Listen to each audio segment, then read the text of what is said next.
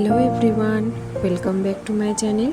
আশা করি আপনারা সবাই খুব ভালো আছেন, সুস্থ আছেন। আজ পঞ্চমী, মানে ভিডিওটা যেদিন আমি দেখবেন আপনারা সেদিন পঞ্চমী আপনাদের কাছে গিয়ে পৌঁছবে। তাই পঞ্চমীর শুভেচ্ছা জানিয়ে আমি আজকে আমার ভিডিওটা স্টার্ট করে দিচ্ছি। হ্যালো এভরিওয়ান, আর এখন বাজে হচ্ছে সকাল 8:10, দেখুন ঘড়িতে। আর ফোনকে আমি একমাত্র দিয়ে এলাম স্কুলেতে। তো দিয়ে এসে এখন সকালবেলাটা আর হাঁটা কিছু হয় না, কারণ সকালবেলাটাকে স্কুটিতেই ফোনকে দিয়ে চলে আসি। আর এসে এখন একটুখানি চা করলাম। তো এখন একটুখানি বেশ বসে একটু চা খাবো, অনেকদিন বাদে আর কি। সকালে খুব একটা আমি চা খাই না, চা খাওয়াটা হয় না। তো কদিন একটু বৃষ্টির ওয়েদার ছিল, একটু ভেজা হয়েছে, তো একটুখানি কাশি হয়েছে শুনে তার ফোনকে একটুখানি দিয়ে আদা দিয়ে একটুখানি ওকে চা করে দিয়েছি। ও সেই মানে ব্ল্যাক টি আর কি, সেইটা খেয়ে আর তার বিস্কুট দিয়ে খেয়ে স্কুলে গেল। আর আমিও একটুখানি নিলাম গরম করে। তো এই আর কি, এখানে বসবো, এখন বসে বসে একটু চা খাবো আর একটুখানি এডিটিং করি। আমি সকালবেলাটাই টাইম পাই এডিটিংটা করার জন্য, ভিডিও এডিটিং। আর এখন দেখুন বারান্দার মধ্যে অনেক জামা কাপড় এখন মেলা রয়েছে, তো এইগুলোকেও এখন আমাকে তুলতে হবে। এগুলো তুলবো, টুকটুক করে ঘরগুলো পরিষ্কার করে নেবো। কারণ মিঠি এখন শুয়ে আছে, মিঠি উঠলে আবার এক দফা মানে ঘর নোংরা করবে। আর আমি তখন আর পরিষ্কার করি না, একবারে সেটা আমি গিয়ে বিকেলবেলাতে পরিষ্কার করি। কারণ আমি এই পরিষ্কার করবো, এই নোংরা করবো, তো অত সময় তো অত টাইম তো হয় না। কারণ সোমকেই অনেকবার আমাকে দিতে আসতে যেতে হয়, মানে স্কুলে সকালবেলাতে ধরুন এখন দিতে গেছি। আর এই 3তলা তো, লিফট নেই, উঠতে খুবই কষ্ট হয়। মানে এই নামার ওঠা আমাকে যে দিনে কতবার করতে হয়। তো মানে এই সকালবেলা স্কুলে দিতে গেছি, আবার আনতে যাব, আবার যাবে হচ্ছে 3:30 সময়তেও পড়া থাকে, বাড়ির টিউশন থাকে। তো সেইখানে যাবে, সেখানে আমাকে দিতে যেতে হয়, আবার আমায় যেতে হবে। আবার যাবে গাড়বাতে, সেখানে আবার দিতে যাব, আবার রাত্রি 9:30 সময় আনতে যাব। আর কালকে আমরা মানে সোমের বাবাও গেছিলো সোমেদের স্কুলে গাড়বাতে দেখতে। তখন লাস্ট আর কি 9:30 বেজে গেছে, তখন লাস্ট আরতিটা চলছে। সেই সময়তে গিয়ে তাতেই ওর খুব ভালো লেগেছে, বলছে খুব সুন্দর হয়েছে, মানে এত সুন্দর অ্যারেঞ্জমেন্ট, মানে এত সুন্দর সাজিয়েছে, খুব সুন্দর। তো চলুন তাহলে টুকটুক করে এবার রান্না করতে থাকি। সারাদিন আপনাদের সাথেই কথা বলবো, কী করছি না করছি সব আপনাদের সাথে শেয়ার করছি। আজকে আমি একটুখানি স্পেশাল একটা রেসিপি বানাবো, তো সেটা আপনাদের সাথে শেয়ার করব। এটা আমি অনলাইনে দেখেই আমি শিখেছি, বাট আমার খুব ইউনিক লাগলো, মানে ওই জন্য আপনাদের সাথে আমি শেয়ার করব। তো চলুন তাহলে আস্তে আস্তে টুকটুক করে সব কাজগুলো সেরে নিই। এই যে আমার ব্ল্যাক টি, আর এখন বসে বসেই চা খাই। আর সকালবেলাটা এই সঙ্গে দিয়ে আসার পরে আমার এই একটা টাইমই মেলে সারাদিনে, যে আমি এই সময়টাতে আমি আমার মায়ের সাথে একবার ফোন করি, বাবার সাথে কথা বলি, বোনের সাথে কথা বলি। কারণ সারাদিনে আর টাইম হয়ে ওঠে না যে তাদের সাথে কথা বলবো, কারণ এই ছেলে মেয়েকে নিয়ে আমি এত ব্যস্ত হয়ে পড়ি, মানে তখন আর মানে ফোনে কথা বলার আর টাইম হয় না। আর এক রাত্রিরে, আর রাত্রিরে তখন আর সারাদিনের পর আর ভালো লাগে না, তখন আর আমি কথা বলি না। একটুখানি সকালবেলাটা একটু ফ্রি টাইম থাকে, অনেকটা টাইম। কারণ এখন আমাদের যিনি ঘর মোছা বাসন মাজার যে লোক আছেন, উনি আসতে একটু লেট করে, উনি বাসন না মেজে গেলে আমি রান্না বসাতে পারবো না। তো তার জন্য একটুখানি টাইম সকালবেলা পাই, তো এই টাইমটাতেই আমি আমার বাবা মায়ের সাথে বাড়িতে একটুখানি ফোন করে দিই। তো চলুন তাহলে তারপরে আপনাদের সাথে রান্নাটা আমি শেয়ার করব। মিঠির আবার একটু জ্বর এসেছিল, ওর একটু হ্যান্ড ফুট মাউথ ডিজিজের মতন হয়েছে, তো তার জন্য একটু ফোনটা একটু বেশিই দেখছে এখন। কিছুটা জোগাড় করে রেখে দিয়ে যাচ্ছি। তরকারিটা যেটা আমি বানাবো সেটার জন্য এখানে একটু আদা, কাঁচা লঙ্কা আর একটা ধনের গুঁড়ো আর একটু জিরের গুঁড়ো নিয়েছি। এটা পুরোটা পেস্ট বানাবো। ধনেটা আমার কাছে গোটা ছিল না বলে গুঁড়ো ইউজ করেছি। আর এইখানে নিয়েছি হচ্ছে পোস্ত আর তিল।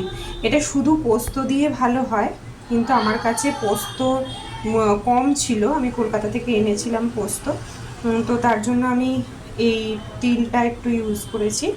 আর এর মধ্যে নিয়েছি হচ্ছে একটু ডুমো করে কাটা আলু। তো এই কটা ইনগ্রেডিয়েন্টস আর টমেটো ইউজ করব। এগুলো আমি জোগাড় করে রেখে যাচ্ছি, এসে তারপর আপনাদের সাথে রেসিপিটা শেয়ার করছি। তো আমি এখন একটু যাচ্ছি সোমকে আনতে। তো আমি এখন নিচে চলে এসেছি, সোমকে নিয়ে এসে তারপরে আপনাদের সাথে বাকি রেসিপিটা শেয়ার করছি। এখন চলে এসেছি আর এসে গেছি ডাইরেক্ট একদম রান্নাঘরে চলে এসেছি। আর একটু ফল নিয়ে এসেছি, মিঠি অনেকদিন ধরে একটু ফল খেতে চাইছে, তো ওকে একটু ড্রাগন ফল কেটে দেবো। আর আমার শাশুড়ি মা অনেকদিন ধরে একটু পাকা পেয়ারা বলছিল আনার জন্য, তো সেটা এনে দিয়েছি। এগুলো কেটে দিই ওদেরকে, দিয়ে তারপরে একে একে আমি এবার রান্নাটা করব। এই ড্রাগন ফল আমার দুটো ছেলে মেয়েই খেতে খুবই ভালোবাসে। ইদানিং সোম একটু খেতে চায় না, বলে মিষ্টিটা কম, বাট মিষ্টি খুব একটা কম হয় না, একটু লাইট মিষ্টি থাকে। আর সাদাগুলো যেগুলো হয় ভেতরে, সেগুলো একদমই মিষ্টি কম থাকে, তবে এগুলোর মিষ্টি আছে। আর মিঠি তো খুবই খেতে ভালোবাসে। আর আমি ওদেরকে কিছু জিনিস দেওয়ার আগে না, আমি নিজে আগে টেস্ট করে দেখে তারপরেই ওদেরকে দিই। মিঠি ফেলে দাও।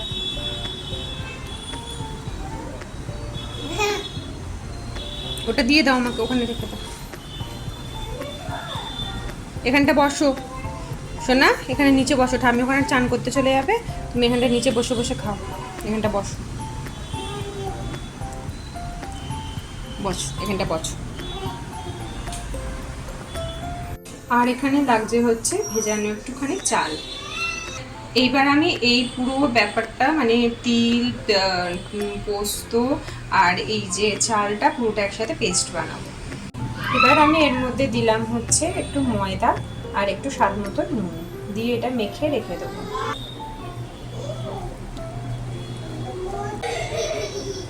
এইবার আমি একটু সর্ষের তেল দিয়েছি, সর্ষের তেলেই রান্নাটা হবে। এর মধ্যে একটা করে ছোট ছোট করে বড়াগুলো ভেজে নিতে হবে।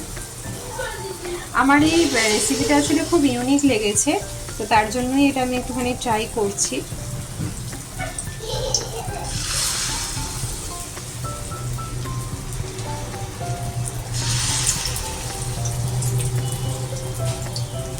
এরকম করে আমি বড়াগুলো ভেজে নিই।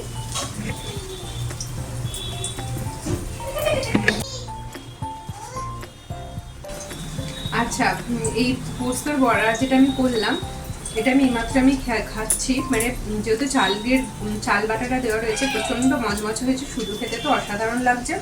আর আমি এটা যেহেতু পোস্তটা মিক্সিতে ঘুরিয়েছিলাম, তো অলরেডি ওটা একটুখানি মিক্সিতে পুরো ফাইন পেস্ট হয় না, তাই আমি গুঁড়ো পোস্ত দিইনি।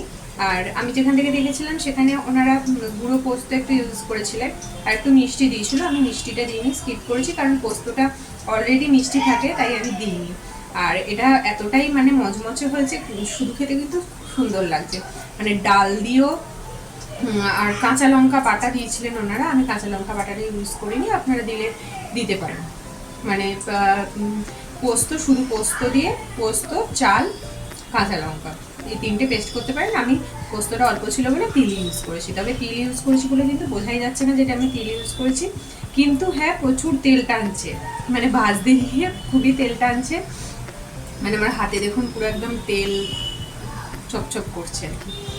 আর তো এটা আর কি ডাল দিয়েও খুব ভালো লাগবে খেতে, কিন্তু গরম ভাতে খুব সুন্দর লাগবে। তো চলুন বাকি রেসিপিটা আপনাদের সাথে শেয়ার করছি। ভাজার পরে বড়াগুলো যে তেলটা ছিল, সেই তেলের মধ্যেই আলুগুলো একটু ভেজে নিচ্ছি লাল লাল করে।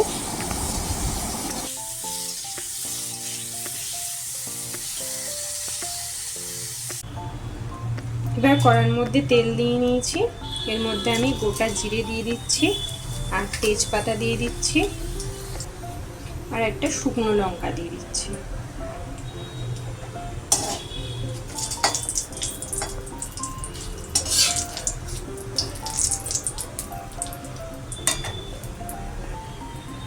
আর দিচ্ছি হচ্ছে একটু হিং।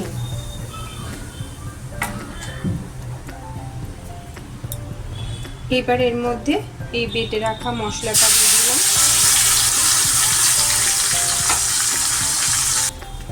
আর কতগুলো গোটা কাঁচা লঙ্কা দিয়ে দিচ্ছি, আমি এটা যেহেতু আমার শাশুড়ি মাও খাবে আর আমার মেয়েও খাবে, মিঠিও খাবে, তার জন্য আমি গোটা লঙ্কা ইউজ করলাম, না হলে মশলার সাথে এটা পেস্ট করে দেওয়া যাবে। এবার এর মধ্যে দিয়ে দিচ্ছি হলুদ গুঁড়ো।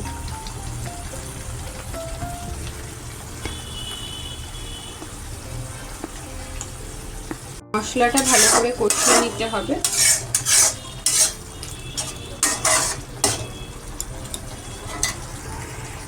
মশলাটা কষানো হয়ে গেছে, এবার আমি আলুগুলো দিয়ে দিয়েছি। আলুগুলো দিয়ে এবার ভালো করে কষিয়ে নিচ্ছি। আর আমি যে মশলাটা পেস্ট করেছিলাম তার বাটিটাই, মশলার বাটিটা ধুয়ে একটু জলটা দিয়ে দিলাম।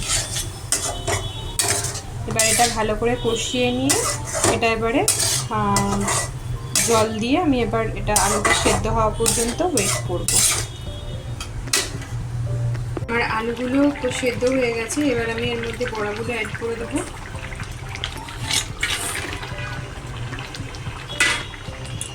আর এর মধ্যে দিয়ে দিলাম হচ্ছে স্বাদ মতন একটু চিনি দিয়েছি, আর একটুখানি জল দিয়েছি, একদম জলটা আমার কমে গেছিলো। তো এটা একটুখানি ফুটে গেলে এটা ঘি গরম মশলা দিয়ে নামিয়ে নেবে। আর ঘি গরম মশলা দিয়ে ততক্ষণ বন্ধ করে রাখতে হবে যতক্ষণ না পরিবেশন করা হচ্ছে। তো ব্যাস এটাই হচ্ছে রেসিপিটা। তবে এটা আমার বড়াটা খুব ইউনিক লেগেছিলো বলে তাই আপনাদের সাথে একটু শেয়ার করলাম। তো আপনারাও বানিয়ে দেখতে পারেন, আশা করি ভালো লাগবে। তো আমাদের এখন খাওয়া দাওয়া কমপ্লিট। মিঠির দুদিন আগে একটু জ্বর এসেছিল, তো সেটা কিসের জন্য এসেছিলো বুঝতে পারছিলাম না। টাগরার কাছে একটু এরকম লাল লাল মতন লাগছিল। তো ওর ওই hand foot and mouth disease এটা অনেকদিন আগেই উঠেছিল, খুব হতো, সোমের একবার হয়েছিল, তো সেটাই ওরও হয়েছে আর কি। তো সেটার জন্যই আর কি ওর জ্বরটা এসেছিলো। কিসের জন্য আসছিল বুঝতে পারছিলাম না। তো এইমাত্র ওকে আমি মলম টলম লাগিয়ে দিলাম, লাগিয়েও এখন শুয়েছে। তো এরপর ওকে শুয়ে দেবো। তো চলুন তাহলে আজকের আমার রান্নাটা কেমন লেগেছে সেটা অবশ্যই কমেন্ট বক্সে কমেন্ট করে জানাবেন। আর আমার ভিডিওটা এখন শেষ করছি আজকে এখানেই। আর আপনারা সবাই খুব ভালো থাকবেন, সুস্থ থাকবেন, সবাইকে ভালো রাখবেন। আর বাই।